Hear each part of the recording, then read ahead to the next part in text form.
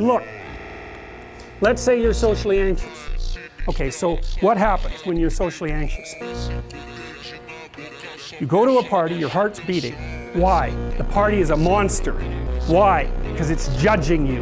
And it's judging you, it's putting you low down the dominance hierarchy, because that's what a negative judgment is. And that interferes with your sexual success. And that means that you're being harshly evaluated by nature itself.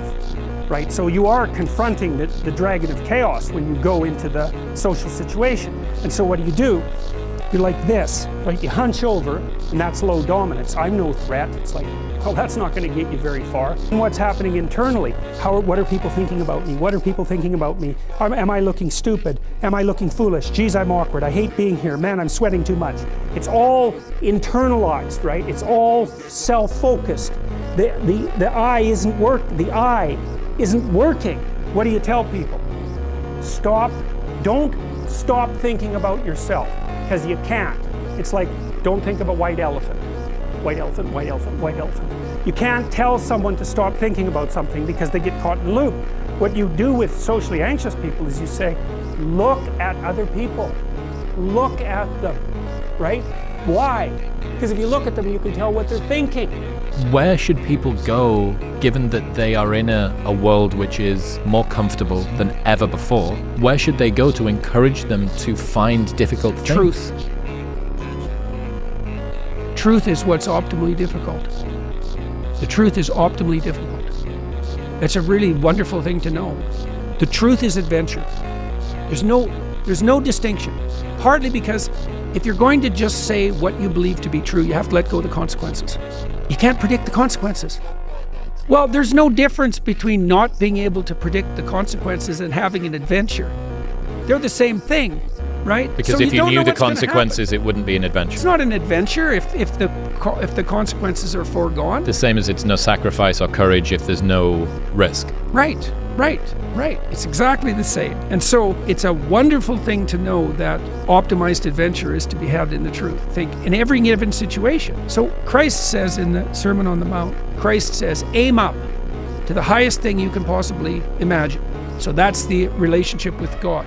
You put what's at the pinnacle, properly at the pinnacle, and you aim at that. And then you concentrate that, and it's that, and treating other people like you would like to be treated yourself. That sets the moral frame. Then you attend to the day and the cares of the day. It's like once you've established the proper moral frame, you pay attention to the day and you live in truth. And that moves you towards that destination. You have to have the orientation right. You have to be aiming up. There's occasionally people will quit, let's say SEAL training, pretty deep in the process.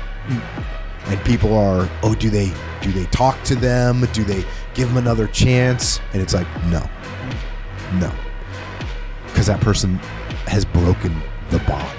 Like, we can't count on you. It was cold, it was wet, it was miserable, you were scared, whatever the thing was, you quit. And now, if you're with me, I don't trust you. That's a problem. Talk to me about not getting civilized. Not getting civilized is about having a savage mentality.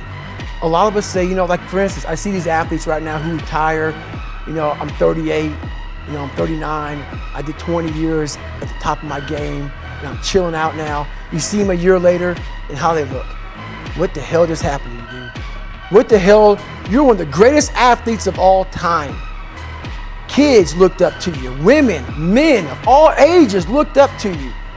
And they hit the pinnacle where it's time to retire, and their mind says, I'm civilized. The worst thing that could ever happen to any human being is they become civilized. Like even when you retire, there's a motherfucker looking at me and judging me right now, man. I was the baddest person to ever live. It doesn't go away, man. You gotta wake up, even though you retired, you never retired. You're setting the example every single day of your life. And being civilized feels so good. I'm sorry, man. Once you get to the top, you may retire, but you ain't never coming back home, man, because now you're judged. People see you falling off. You want to be that guy who knows I may be retired from the sport or from whatever I did, but I'll be damned if you ever see me looking like shit.